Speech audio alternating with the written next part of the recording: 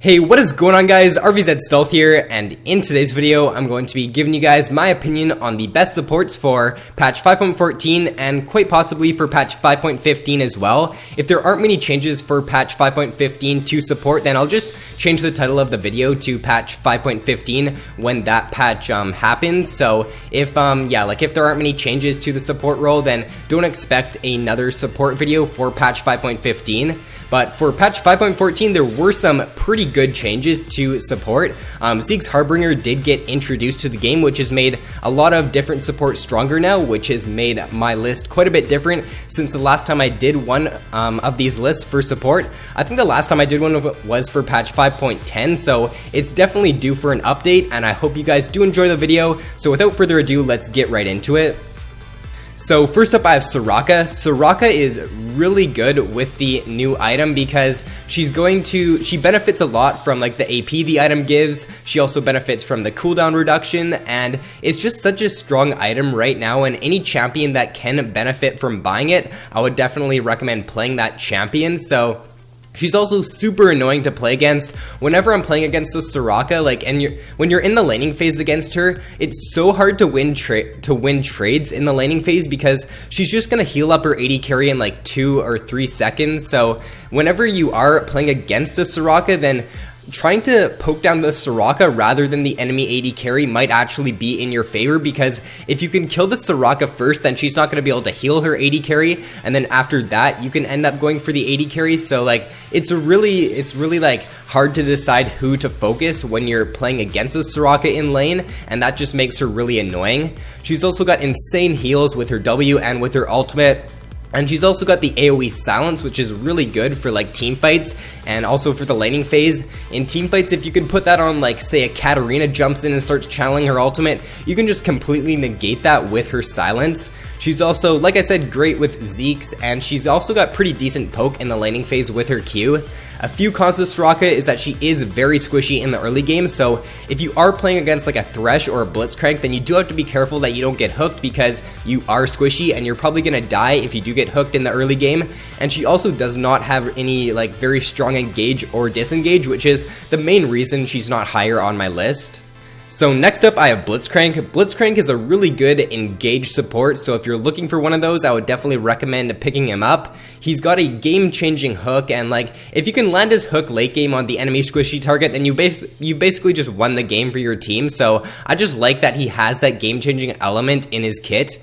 He's also great with the changes to Talisman because he benefits from the movement speed a lot, because he wants to rush at you and go for that hook. So the changes to Talisman are really good on him.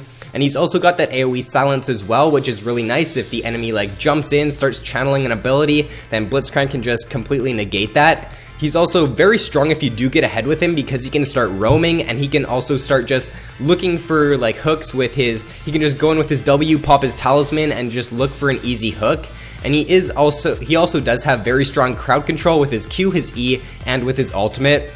A few cons to Blitz is that his ultimate's passive, it's kind of annoying. Like I don't really see like why it's even in the game. I would just rather them take the passive off of his ultimate, because it just messes up my AD carry CSing in the laning phase. And he is also pretty skill shot reliant with his Q, so if you're not very confident in landing skill shots, then Blitzcrank may not be the best pick for you.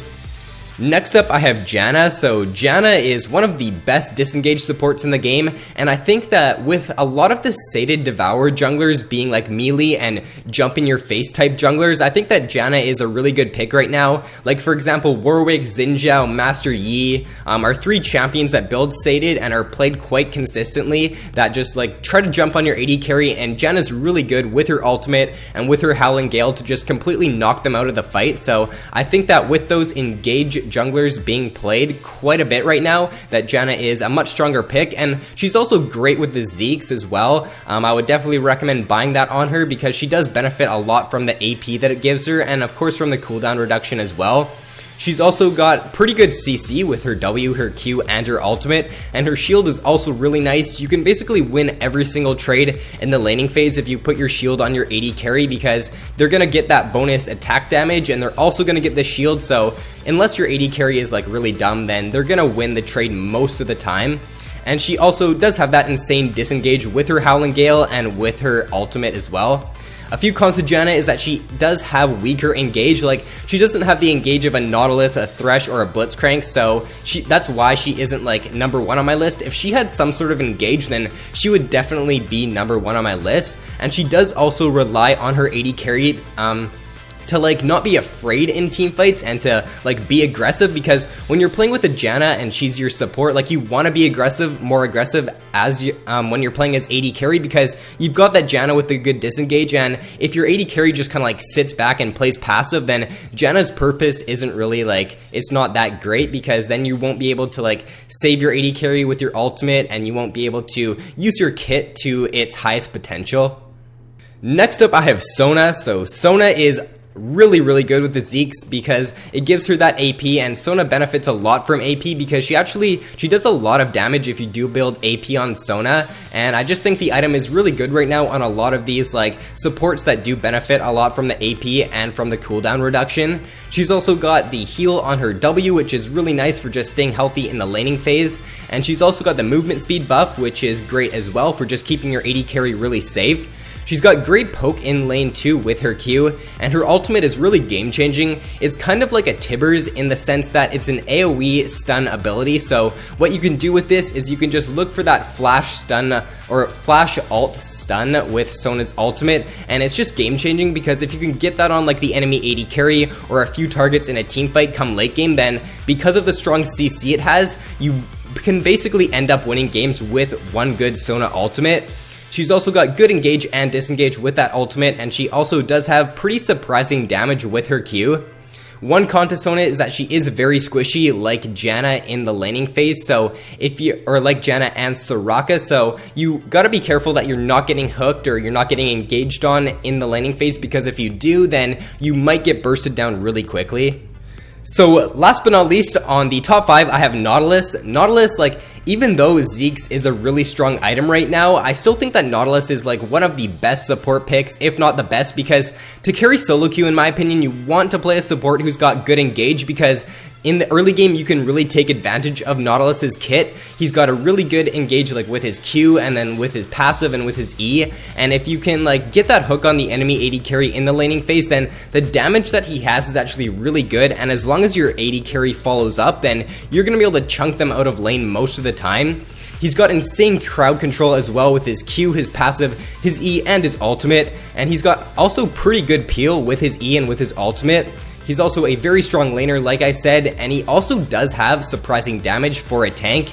His shield is also really nice for just looking for that engage in the laning phase, or just staying like really healthy in the laning phase, because you can just go in with your Q, pop your shield, and it's really hard for the enemies to win a trade against Nautilus because he's got great damage and he's also got that shield. He's also very strong if you can get ahead with him, because you can buy Moby Boots on Nautilus and then you can just start roaming around and like looking for hooks on the enemies wherever you go for that roam. So I just think he's a great pick as well if you do get ahead with him. And he is also a tank, which is just really good as well. It enables him to soak a lot of damage in team fights and just peel really nicely for his carries. One con to Nautilus is that his Q can be hard to land in the laning phase if the enemies do stand behind minions. So first up on the honorable mentions, I have Thresh. Thresh is more of like a skilled pick in my opinion. He isn't a champion that you can like play to his fullest potential like the first time you pick him up. He definitely does take a while to get really good at, so in my opinion you should play him in normal games before heading into ranked. But if you can consistently land your Q on Thresh and you know how to position yourself so that you can get good lanterns off and save your teammates, then I do think he is definitely a very strong pick. Next up, I have Annie. So Annie is a really good engage support. If you're looking for like an AP engage support, then I would definitely recommend playing her. She's like got quite a bit of damage as well, and you can pretty much win every level 6 all in when you're playing as Annie. I would actually kind of like recommend building some AP on Annie, because I find like that when I build support items on Annie, like my team just sometimes my team like won't do enough damage, and therefore I kind of feel like, why did I not build like AP on Annie? So I would definitely recommend like building like 1 or 2 AP items at least on support Annie, because she does do a load of damage. And like if you're in like the lower elos like bronze and silver and gold, then definitely I would recommend building like some AP on her. But if you are confident like in your teammates that they can carry you as long as you do build those support items, then you can build them. But it's kind of like a toss-up with Annie because she is good with AP, but like you do want to build those support items as well. So whatever you think your team needs, then you can just build on her.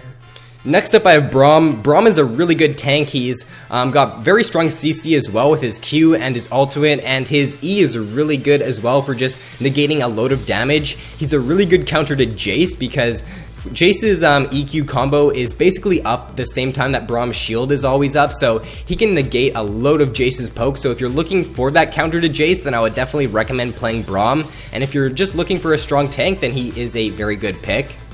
Next up I have Alistar, so pretty much the same goes for Alistar that goes for Braum. He's a really good tanky support. He can soak a ton of damage at level 6, and he's just a really good tower diver. So once you do hit level 6 as Alistar, if you can like go for a dive on the enemy and get your jungler in on it, then you can pretty much kill the enemy AD carry like really quickly, as long as you can solo them out. So I think that he's a great pick due to his like just pure tankiness in team fights, and his also pretty strong CC with his Q and his W.